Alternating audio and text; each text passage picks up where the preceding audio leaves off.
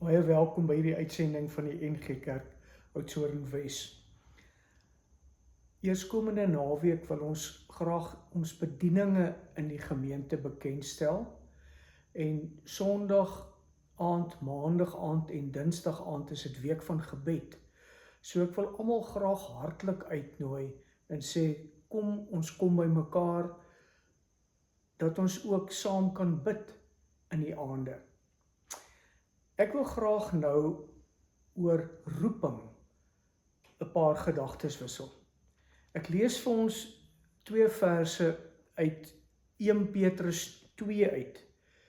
Vers 9 sê: Julle is 'n uitverkore volk, 'n koninklike priesterdom, 'n nasie wat vir God afgesonder is, die eiendomsvolk van God, die volk wat die verlossingsdade moet verkondig van hom wat julle uit die duisternis geroep het na sy wonderbare lig. Ons is almal uit die duisternis geroep.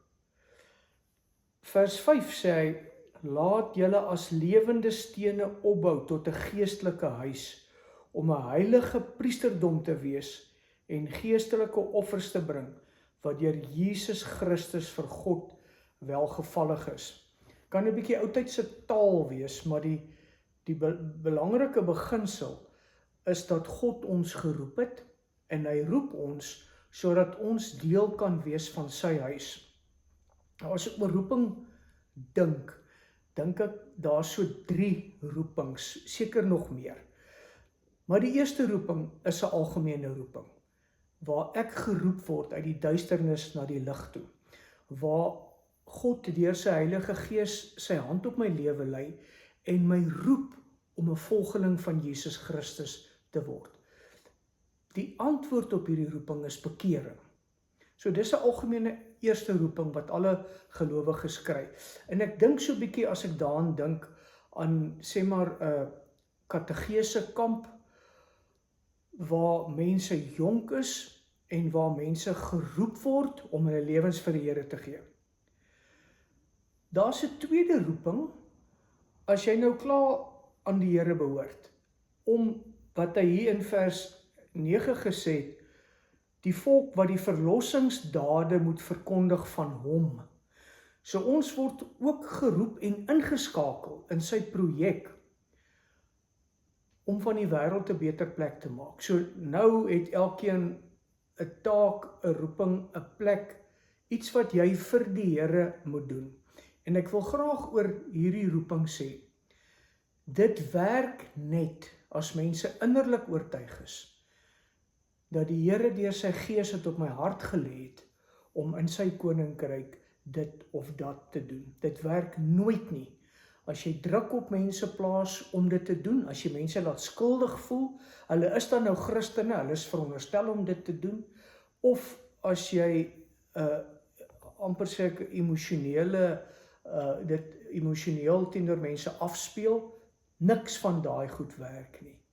Al motivering wat langtermyn motivering is om jou roeping wat in lyn is met jou eie gawes en talente, jou eie vermoëns, die seisoen van jou lewe, om daai roeping regtig na te volg, is as jy self innerlik oortuig is dat die Here God myself geroep het. Jy kan nie 'n mens dring of druk om dit te verstaan nie. Maar hier wil ek nou iets oor die derde roeping sê. As mense deur die meel van die lewe gegaan het, ook die meel van die navolging van Jesus Christus, en hulle begin 'n bietjie moeg word, of hulle het seer gekry, of hulle voel net alleen in hierdie taak wat hulle voel die Here op hulle harte gelê het, is alweer 'n roeping, en ek wil iets van dit vertel.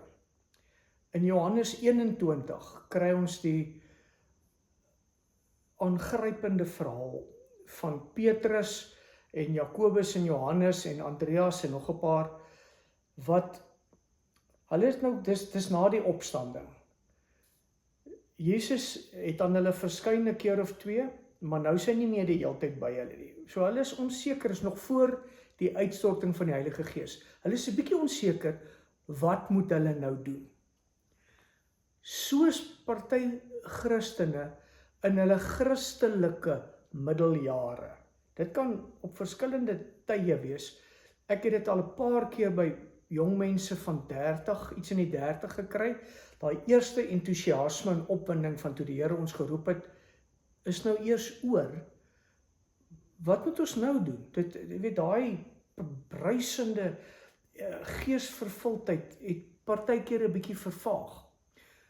Of by mense in hulle natuurlike middeljare, nê, om te sê, my lewe, my prioriteite skuif. Waar pas ek nou in my roeping om vir die Here in hierdie lewe iets te doen?